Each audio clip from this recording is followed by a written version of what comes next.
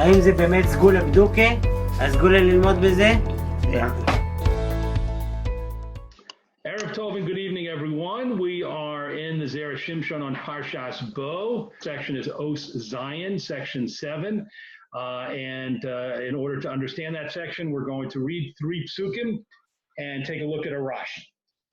So Perek Yud Beis and Sefer Shmos, of course, Parshas Bo, as we said, Pasuk Aleph, Beis, and Gimel. Here comes Pasuk Aleph. Vayomer Hashem el Moshe v'el Aaron be'eretz Mitzrayim lemor. And Hashem said to Moshe and to Aharon in the land of Egypt, saying, HaChodesh hazeh lachem rosh chodashim. This month should be for you the head of the months. Rishon hu lachem lechodshei hashana. It should be the first for you of the months of the year. So, of course, this is referring to Chodesh Nisan. Then Pasuk Gimel. Dabru el kol adas Yisrael lemor. Speak to all of the congregation of Israel, saying, Be'asor lachodesh hazeh, on the 10th of this month, so that would be on the 10th day of Nisan, Ve'yikhu lahem ish se leves avos, each man should take a sheep for the family, for his family, se labayis, one sheep for each household. So the Torah, of course, is going to go on and give a lot more information, but this is the command of, first of all, we saw the command of about Chodesh Nisan and Rosh Chodesh, and that itself is a huge issue. But after that, it starts talking about the Korban Pesach in Mitzrayim, the Korban Pesach in Mitzrayim, and there were special rules, and that was communicated to Moshe and Aaron. So let's see what Rashi says. This is Rashi on Pasuk Gimel Dibur Amaschil. Dabru el kol adas. Speak to all of the congregation. V'chi Aharon medaber, and did Aharon speak to the people? V'halo kvar ne'amar hatos medaber. The Torah has previously taught us back in Perek Zion, Hashem said to Moshe, you are going to be the one speaking. So here, did Aaron also speak to the people, Rashi asked? Elocholkin kavod zelazeh. But what it means is that they used to give, Moshe and Aaron used to give honor to each other. And they would say to each other, teach me. Meaning if Hashem communicated something to Moshe or to Moshe and Aaron, as in this case, then they would discuss it. And Moshe would say to Aaron, teach me, help me understand it, my brother Aaron. And Aaron would say to Moshe, I don't understand it, you help explain it to me. And together they would analyze and discuss what Hashem had shared with them. And the communication from Hashem would come out from both of them because of their discussion and their analysis, as if both of them were talking. So the Zera Shimshon is going to focus on this Rashi and help us understand exactly what problem was bothering Rashi and why Rashi gave this unusual explanation about Moshe and Aaron discussing the communication from Hashem together and asking each one of them to explain it to each other. The Zera Shimshon is going to focus on that.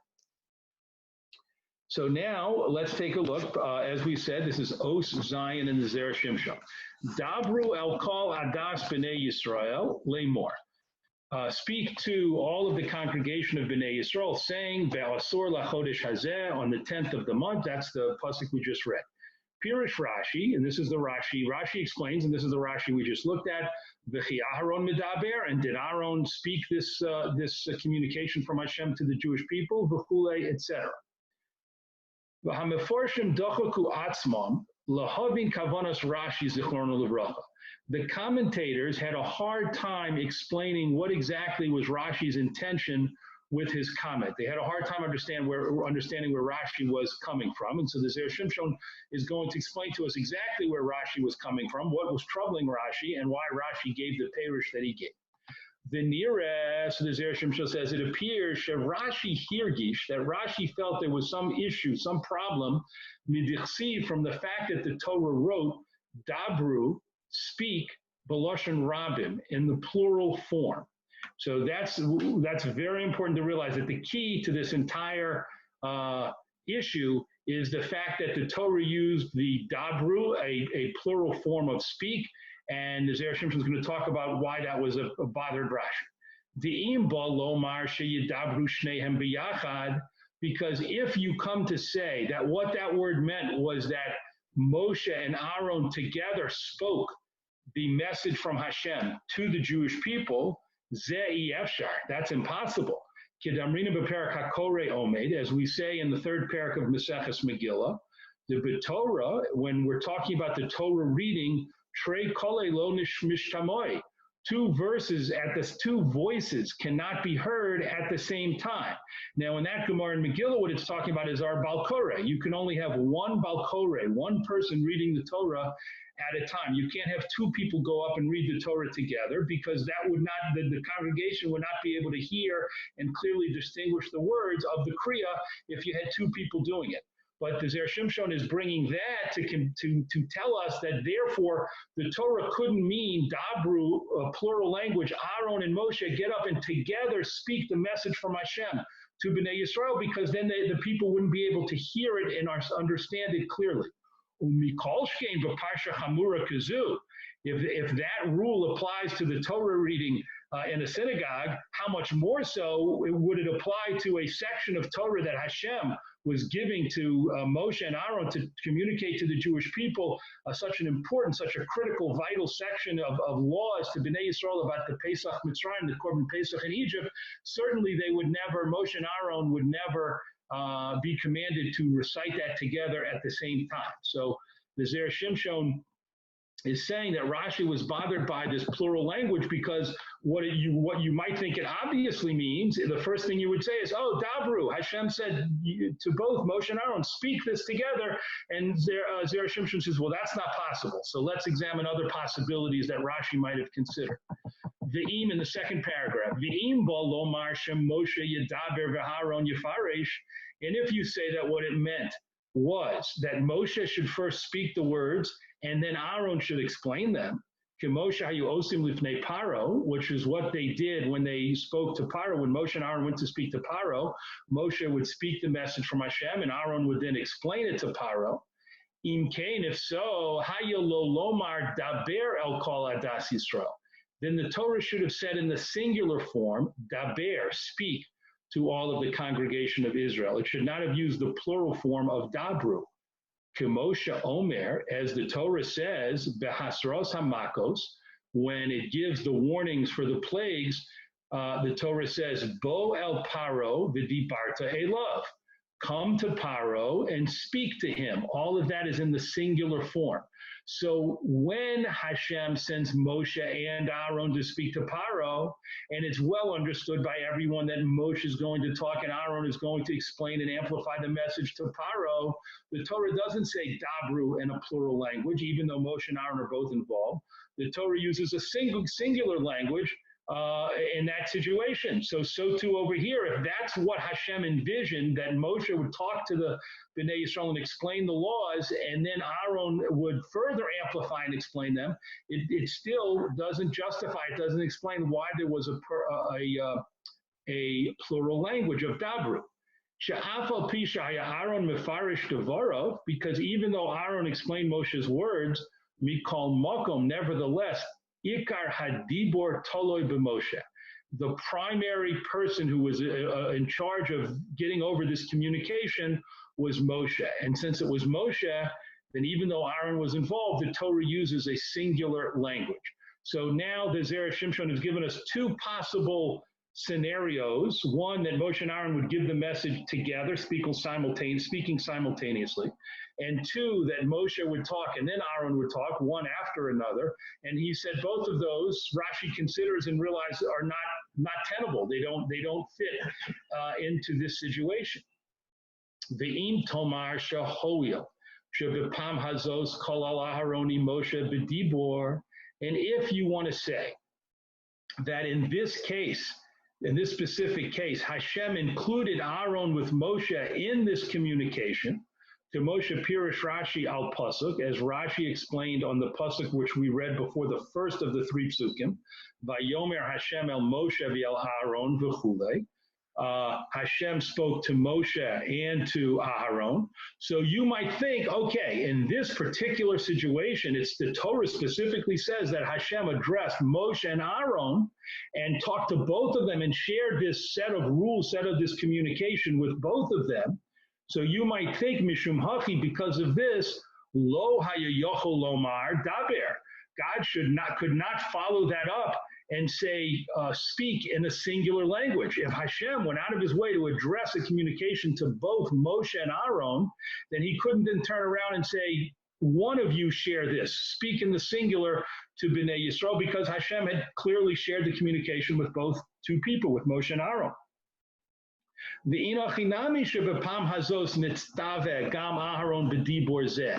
if you want to continue this thought process and say, okay, Hashem included both of them, and therefore Aaron is also included in the command to share this with the people.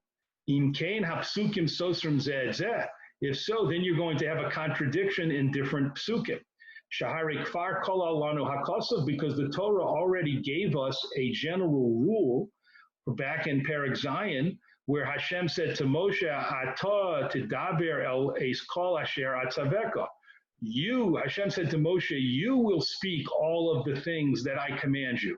So we have one pasuk that's saying Moshe is supposed to be the primary spokesman, and he's supposed to speak, share the things that Hashem said. And then now we're saying that Hashem wanted both Moshe and Aaron, commanded both Moshe and Aaron to say these things. So that would be a problem, an apparent contradiction. Now, top of the next column, the ode, and more so, or another point, Shalom Matzinu B'Kosav Ella.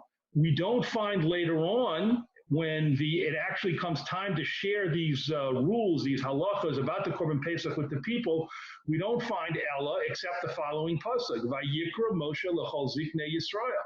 The pasuk specifically says Moshe called all of the elders to begin to talk to them about these new halachas about the Korban Pesach. Ve'eno omer vayikra Moshe v'Aaron. And the Torah doesn't say that Moshe and Aaron together called the people to share Hashem's message. Ve'im Isa she'Aaron nistave kemo Moshe. And if we're stating that Aaron was commanded in this particular situation, just like Moshe was commanded to share the message with Bnei Yisrael, with the elders as a Canaan and Bnei Yisrael, lama lo kiyem afhu diburo shel makom. Then why don't we see that Aaron followed through and fulfilled the command and transmitted and communicated the message and called the people together to share it?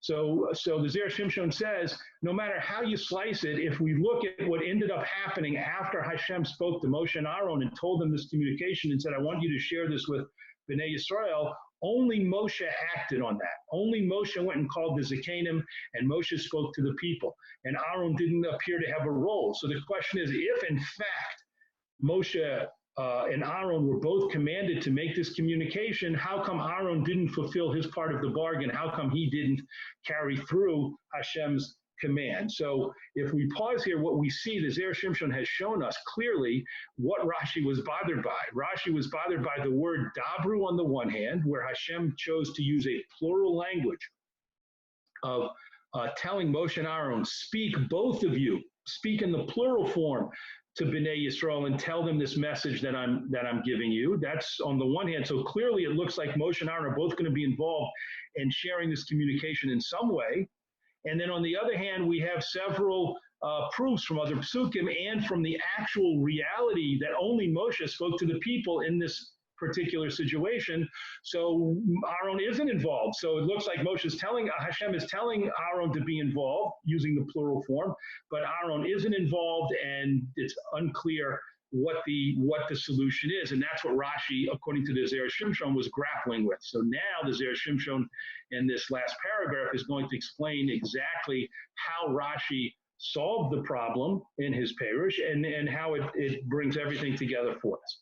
Elavadai tzarich lomar, but definitely what we need to say is Shema she'omer hakosav, that the Torah, when the Torah said dabru b'lashon rabim, speak in a plural language, when Hashem said to Moshe and Aaron, speak in the plural, lo hayetzivoy l'shnehem, This was not a command to both of them. Hashem was not saying to both Moshe and Aaron, I want you both to share my message with Bnei Yisrael.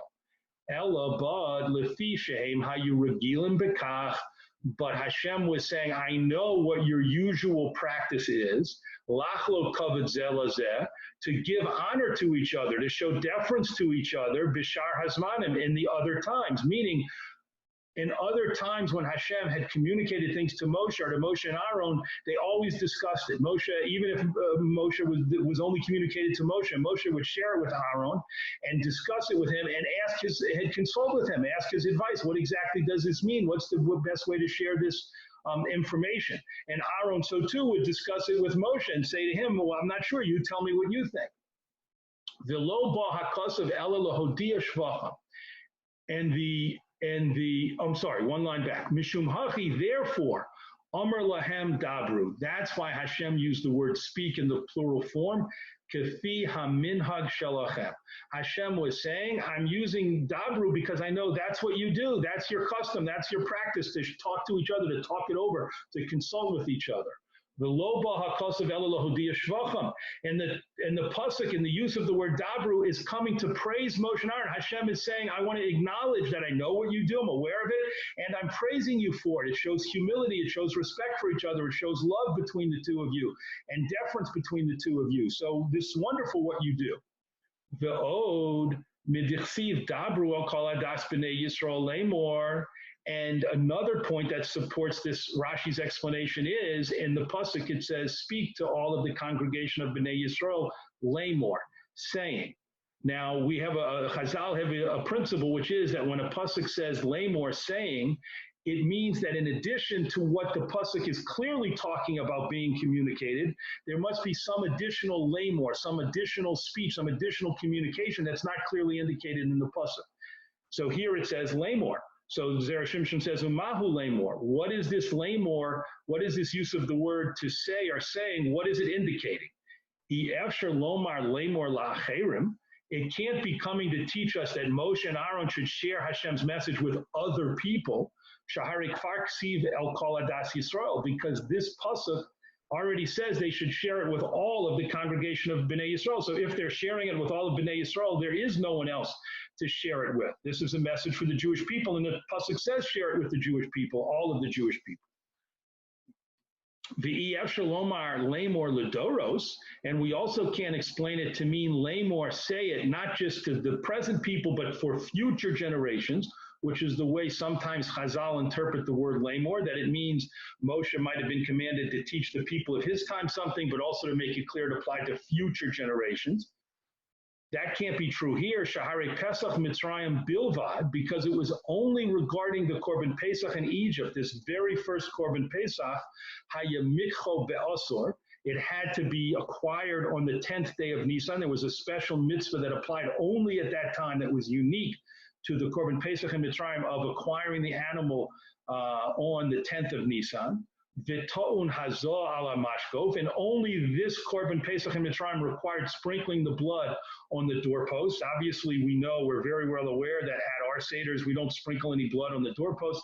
And after the Korban Pesach in Mitzrayim, the Jews no longer did that practice. It was unique to that Korban Pesach. V'chulei, so therefore it didn't apply to future generations. Mishum hachi, because of this, Tzarich lomar, we need to say shel lemor, that the word lemor, hainu haperish shel dabru. This explains the use, Hashem's use of the word speak in the plural, meaning lemor zeh lazeh. Hashem was saying, say what I'm communicating to you, to each other. In addition to sharing it with Bnei Yisrael, which was the main message of the pasuk, Hashem said lemor in order to say, share the message with each other. Kafi haminhag shalachem, which I know is your practice and your custom. Ula'olam lo haya medaber ela echad. And in the end, ultimately, there was only one speaker, and that was, of course, Moshe.